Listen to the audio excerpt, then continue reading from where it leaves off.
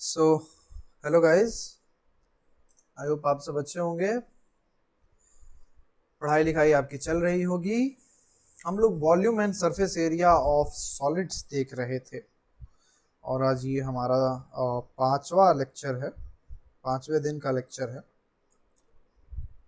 इसमें बच्चों हमने देखा था कि वॉल्यूम और सरफेस एरिया कैसे सॉलिड्स का देखना है। तो सबसे पहले एक्सरसाइज में हमने क्यूबॉइड और क्यूब की कहानी देखी थी और इस दूसरे एक्सरसाइज में अपन देखने जा रहे हैं सिलेंडर की कहानी। ठीक है, आई होप कि आप सबने क्यूबॉइड और क्यूब वाली सारी कहानियां देख रखी हो, है ना। हम इस पीडीएफ को शेयर कर देंगे आपसे। ठीक है, इसमें हमने पूरे 300 क्वेश्चंस देखे हैं, जैसा कि आप सब देख सकते हैं। यहाँ से क्यूब वाली कहानी शुरू हुई है जो लास्ट वीडियो में हमने देखा था।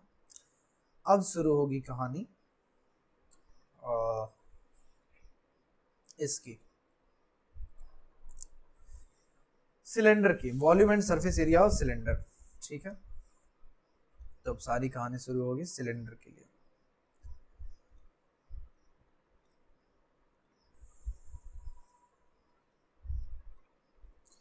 सबसे पहले तो अपन इसका थोड़ा इंट्रोडक्शन देखेंगे। ठीक है, इंट्रोडक्शन प्लस बेसिक्स। तो सिलेंडर होता कैसा है? आई थिंक हमारे पास नहीं है सिलेंडर यहाँ पे, कोई बात नहीं, हम भी आर्टिस्ट हैं भाई, सिलेंडर बना लेंगे। हेलो हेलो, ठीक है, बनी गया। ठीक है, ठीक है, बहुत बुरा। एक मिनट,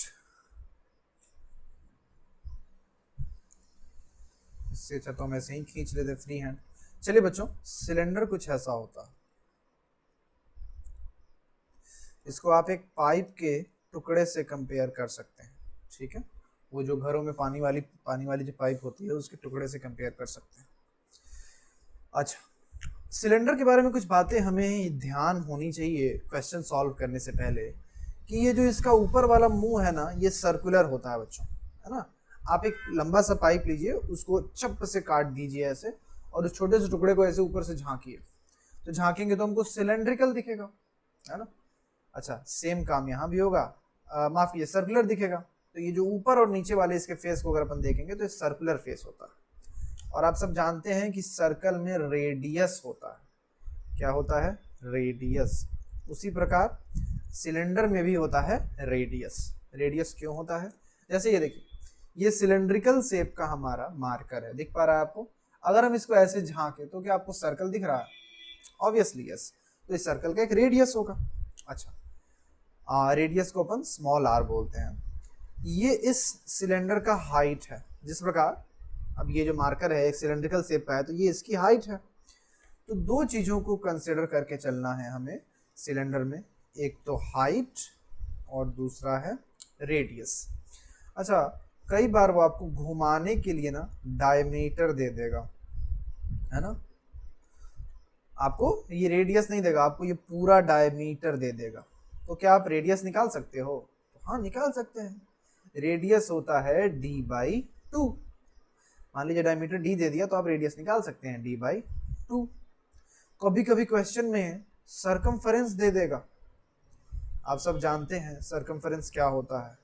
नहीं जानते हैं तो चलिए जान लीजिए। ये सर्किल है, सर्किल के सेंटर से जो इस दूरी को हम लोग रेडियस बोलते हैं, इस दूरी को अपन डायमीटर बोलते हैं। और अगर सर्किल पे इसे साइड साइड अपन चलने लगे इसके बाउंड्री पे, तो ये जो पूरी दूरी है अपन इसी को क्या बोलते हैं? सरकमफेरेंस। तो सरकमफेरेंस का फॉर्मूला होता है 2πr। तो कभी कभी आपको सरकमफेरेंस दे देगा तो आप ये वाला फॉर्मूला 2πr रख के रेडियस को निकाल लेंगे। मतलब हमको रेडियस निकालना है, चाहे वो डायमीटर दे दे चाहे वो सरकमफेरेंस दे दे, अपन तो रेडियस निकाल ही लेंगे। ठीक है, कुछ फॉर्मूलों की बात कर लेते हैं, जैसे कि वॉल्यूम क्या होता है सिलेंडर का। तो बच्चों, वॉल्यूम होता है πr²h। ठीक है, अब आप सब जानते हैं कि वॉल्यूम जब भी होता है तो हम लोग क्यूबिक मीटर लगाते हैं। यानी centimetre cube, metre cube, millimetre cube या फिर कुछ भी। अब एक और बात आती है कि सर वो सब तो ठीक है सर ये पाई क्या है, पाई कौन सी बला है? तो बच्चों इसी को अपन पाई बोलते हैं। बहुत सारे लोग इसको ऐसे भी लिखते हैं, है ना, इसको ऐसे मिला देंगे, वी को उल्टा करके ऐसे लिख देते हैं, तो मतलब एक ही है ना, ये और ये एक ही बात है, एक ही बात। पाई की वैल्यूज दो होती हैं बच्चों, या तो आप 3.14 रख सकते हैं या फिर आप इसी को 22/7 रख सकते हैं। जैसा क्वेश्चन में हमको सही लगेगा वो वैल्यू अपन रखेंगे, ठीक है। चलिए, वॉल्यूम हो गया। अब कोई आपसे पूछे कि चलो एरिया बताओ, तो आप कहेंगे कि भाई साहब कौन सा एरिया? दो एरिया होता है, एक तो होता है कर्व सरफेस एरिया, या फिर उसी को हम लोग बोलते हैं लैटरल सरफेस एरिया, और एक होता है टोटल सरफेस एरिया। तो हम कहेंगे पहले तुम लैटरल सरफेस एरिया ही बता दो, तो ये होता है 2πRH। अब यहाँ स्क्वायर वाली यूनिट लगती है, क्यों? क्योंकि एरिया है, कितनी बार बात हो चुकी है, metre square, centimetre square, millimetre square.